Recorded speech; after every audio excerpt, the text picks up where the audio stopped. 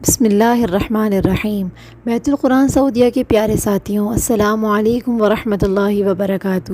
آج ہم سنیں گے حضرت داؤد علیہ السلام کا قصہ۔ حضرت داؤد علیہ السلام کا سلسلہ نسب یہودا بن یعقوب سے جا ملتا ہے۔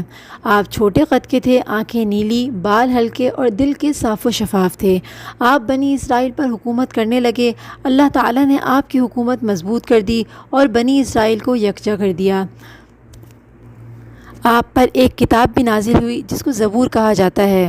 اللہ تعالیٰ قرآن مجید میں سورۃ النساء آیت 163 میں فرماتے ہیں، اور ہم نے داؤد کو زبور عطا فرمائی۔ اللہ تعالیٰ نے حضرت داؤد علیہ السلام کو بہت سارے معجزات عطا فرمائے۔ آپ تمام انسانوں سے زیادہ خوبصورت آواز والے تھے۔ صحیح بخاری کی ایک حدیث میں ہے کہ ایک مرتبہ رسول اللہ صلی اللہ علیہ وسلم نے حضرت ابو موسیٰ اشعری رضی اللہ عنہ کو قرآن مجید کی تلاوت کرتے ہوئے سنا۔ حضرت ابو موسیٰ اشعری رضی اللہ عنہ کی خوبصورت آواز تھی اور وہ بڑی خوبصورت آواز سے تلاوت قرآن پاک کر رہے تھے، تو نبی پاک صلی اللہ علیہ وسلم نے فرمایا کہ اللہ تعالیٰ نے حضرت ابو موسیٰ کو حضرت داؤد علیہ السلام جیسی آواز عطا فرمائی ہے۔ اللہ تعالیٰ نے آپ کی آواز کو بھی ایک معجزہ بنا دیا، وہ ایسے کہ جب داؤد علیہ السلام زبور کی تلاوت کرتے تو پہاڑ سن کر تسبیح شروع کر دیتے، اور جب پرندے یہ آواز سنتے تو ان کے پاس آ کر بیٹھ جاتے تھے اور حرکت بھی نہ کرتے تھے۔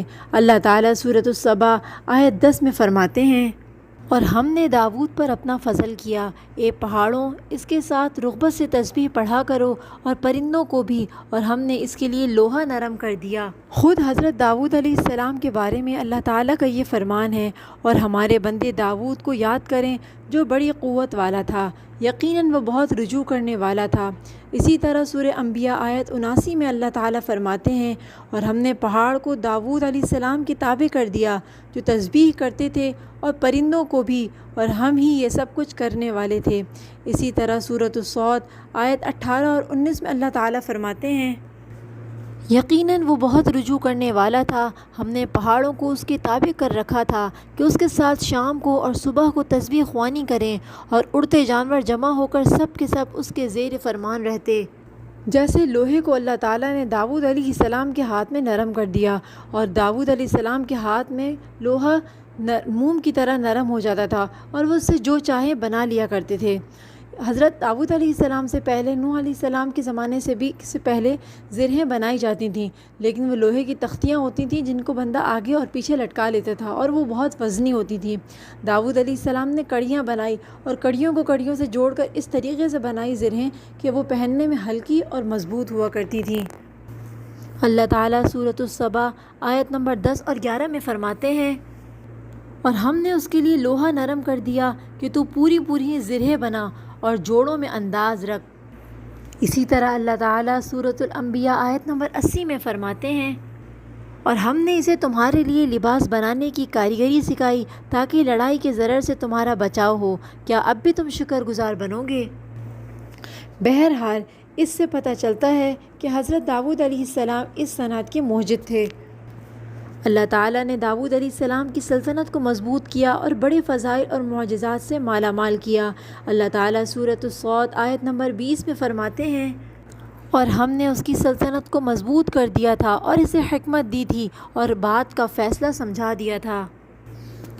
آپ علیہ السلام نبی بھی تھے، بادشاہ بھی تھے اور قاضی بھی۔ آپ لوگوں کے درمیان نہایت عادلانہ فیصلہ فرماتے تھے۔ آپ کی حکومت کے متعلق کئی احکامات نازل ہوئے، ان میں سے ایک حکم قرآن مجید میں عجیب انداز سے آیا ہے۔ ہوا یوں کہ آپ نے عبادت اور اپنی عدالت کے لیے الگ الگ اوقات مقرر کر رکھے تھے۔ آپ دن کے اوقات کے اندر لوگوں میں فیصلے کیا کرتے تھے، اور رات کے اوقات میں ذکر و اذکار اور اللہ کی عبادت کیا کرتے تھے۔ آپ اپنے اس عبادت کے وقت میں کسی کا خلل برداشت نہیں کرتے تھے، اور اللہ تعالیٰ نے ان کو اس پر تنبیہ کرنے کے لیے کہ میرے بندوں کے درمیان فیصلہ کرنا وہ عبادت سے زیادہ اہمیت رکھتا ہے، اس کو اللہ تعالیٰ نے ان کو سمجھانے کے لیے ان کے پاس 2 فرشتے بھیجے جو انسانی شکل میں حضرت داؤد علیہ السلام کے پاس آ گئے۔ داؤد علیہ السلام نے جب دیکھا کہ 2 آدمی پہروں کے درمیان بھی میرے پاس آ گئے دیوار پھلانگ کر، تو وہ ڈر گئے کہ شاید یہ حملہ آور ہوں۔ تو ان 2 آدمیوں کا قصہ اللہ تعالیٰ قرآن مجید میں کچھ اس طرح بیان کرتے ہیں، تجھے جھگڑا کرنے والوں کی بھی خبر ہوئی کہ جب کہ وہ دیوار پھاند کر عبادت کی جگہ آ گئے۔ جب یہ حضرت داؤد علیہ السلام کے پاس پہنچے بس یہ ان سے ڈر گئے۔ انہوں نے کہا کہ خوف نہ کیجیے، ہمارا آپس ہی میں جھگڑا ہے، ہم میں سے ایک نے دوسرے پر زیادتی کی ہے، بس آپ ہمارے درمیان حق کے ساتھ فیصلہ کر دیجیے اور ناانصافی نہ کیجیے اور ہمیں سیدھی راہ بتا دیجیے۔ سنیے، یہ میرا بھائی ہے، اس کے پاس 99 دمبیاں ہیں اور میرے پاس ایک ہی ہے، لیکن یہ مجھ سے کہہ رہا ہے کہ اپنی یہ ایک بھی مجھے کو دے دیجیے اور مجھ پر بات بڑی تیزی اور سختی پر کرتا ہے۔ آپ علیہ السلام نے فرمایا کہ اپنی دمبیوں کے ساتھ تیری ایک دمبی ملا لینے کا سوال بے شک ایک ظلم ہے، اور اکثر حصے دار اور شریک ایسے ہی ہوتے ہیں کہ ایک دوسرے پر ظلم اور ستم کرتے ہیں، سوائے ان کے جو ایمان لائے اور جنہوں نے نیک عمل کیے، اور ایسے لوگ بہت ہی کم ہیں۔ حضرت داؤد علیہ السلام نے اس شخص سے کہا کہ بے شک تیرے بھائی نے تجھ پر غلط فیصلہ کیا ہے اور تجھ پر ظلم کیا ہے۔ اتنے میں دوسرے بھائی نے کہا کہ آپ نے تو میرا سوال سنا ہی نہیں اور آپ نے تو مجھ سے سوال پوچھا ہی نہیں، میں اپنا آپ کے سامنے فیصلہ بیان ہی نہیں کیا اور آپ نے فیصلہ کر دیا۔ داؤد علیہ السلام سمجھ گئے کہ اللہ تعالیٰ کی طرف سے مجھے تنبیہ کی گئی ہے، جس کا ذکر قرآن میں اس طرح اللہ فرماتے ہیں، اور حضرت داؤد علیہ السلام سمجھ گئے کہ ہم نے انہیں آزمایا ہے، پھر تو اپنے رب سے استغفار کرنے لگے اور عاجزی کرتے ہوئے گر پڑے اور پوری طرح رجوع ہو گئے، بس ہم نے بھی انہیں معاف کر دیا، یقیناً وہ ہمارے نزدیک بڑے مرتبے والے اور بہت اچھے ٹھکانے والے ہیں۔ اے داؤد، ہم نے تمہیں زمین کا خلیفہ بنا دیا، تم لوگوں کے درمیان حق کے ساتھ فیصلہ کرو اور اپنی نفسانی خواہش کی پیروی نہ کرو، ورنہ وہ تمہیں اللہ کی راہ سے بھٹکا دے گی۔ یقیناً جو لوگ اللہ کی راہ سے بھٹک جاتے ہیں ان کے لیے سخت عذاب ہے، اس لیے کہ انہوں نے حساب کے دن کو بھلا دیا۔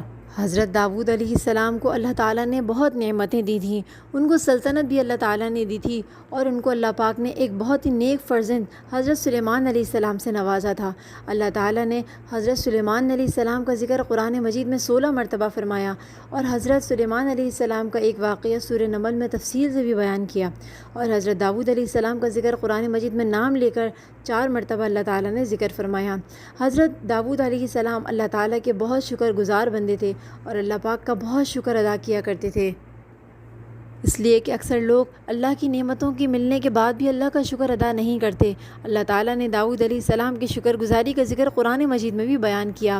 حضرت داؤد علیہ السلام کی وفات کا ذکر اس طریقے سے ہے کہ ان کی وفات اچانک ان کی عبادت کے وقت ہوئی، کہ جب وہ اللہ کی عبادت اور تسبیح میں مشغول تھے تو اللہ تعالیٰ نے ان کے پاس ایک فرشتہ بھیجا، اور اس طرح حضرت داؤد علیہ السلام کی وفات ہو گئی، اور ان کے بعد ان کی بادشاہت اور ان کی ساری عدالت اور فیصلوں کا نظام ان کے فرزند حضرت سلیمان علیہ السلام نے سنبھال لیا۔ انشاءاللہ ہم نیکسٹ ویڈیو میں حضرت سلیمان علیہ السلام کے بارے میں تفصیل سے پڑھیں گے اور ان کے واقعات سنیں گے۔ اللہ تعالیٰ ہمیں حضرت داؤد علیہ السلام کی طرح عبادت گزار بنائے، کہ داؤد علیہ السلام کی عبادت اللہ تعالیٰ کو بہت پسند تھی۔ ایک حدیث ہے جس میں نبی علیہ السلام نے فرمایا کہ اللہ کے نزدیک بندوں میں سب سے اچھی عبادت حضرت داؤد علیہ السلام کی، یعنی سب سے اچھی نماز، سب سے پسندیدہ نماز اللہ کو داؤد علیہ السلام کی تھی، اور اسی طرح اللہ تعالیٰ کو سب سے زیادہ حضرت داؤد علیہ السلام کے روزے پسند تھے، کہ وہ ایک دن روزہ رکھتے تھے اور ایک دن افطار کیا کرتے تھے۔ اللہ تعالیٰ ہمیں حضرت داؤد علیہ السلام کی طرح اللہ کا شکر گزار بندوں میں شامل فرمائے، اور اسی طرح ہم حضرت داؤد علیہ السلام کی طرح اللہ کی عبادت کرنے والے بندے بن جائیں۔ اللہ تعالیٰ ہماری عبادتوں کو قبول فرمائے اور ہمیں انبیاء کے نقش قدم پہ چلنے کی توفیق عطا فرمائے، آمین۔ وآخر دعوانا ان الحمد للہ رب العالمین۔ السلام علیکم ورحمۃ اللہ وبرکاتہ۔